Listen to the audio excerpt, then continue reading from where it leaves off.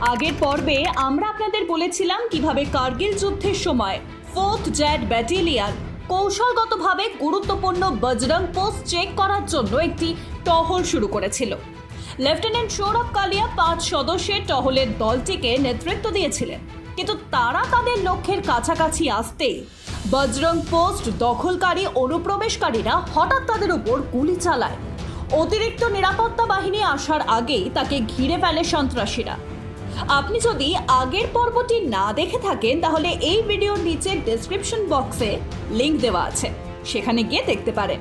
চলুন শুরু করা যাক আজকের পর্ব।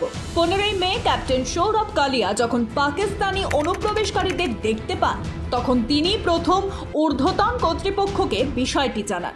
16ই মে যখন তারা ফিরে আসেননি তখন ক্যাপ্টেন অমিত ভরদ্বাজ 30 জন সৈন্যের একটি দল নিয়ে 17ই মে 1999 সালে ক্যাপ্টেন কালিয়া এবং তার সৈন্যদের খোঁজা শুরু করেন।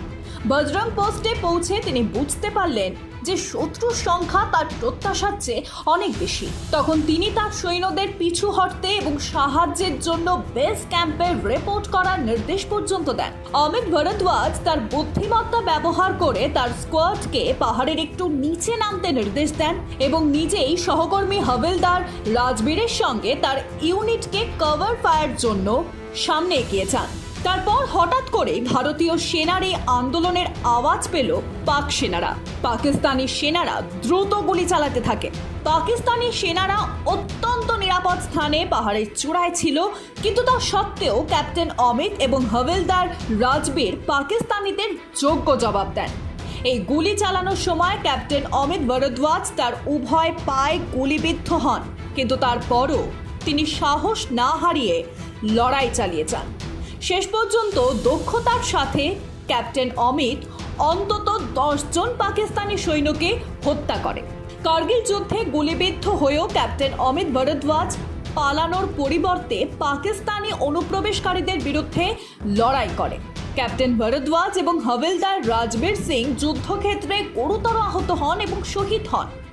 যুদ্ধ শেষ না হওয়া পর্যন্ত ক্যাপ্টেন ভরদ্বাজকে খুঁজে পাওয়া যায়নি। প্রায় 57 দিন পর 13ই জুলাই 1999 সালে তার দেহ উদ্ধার করা হয়।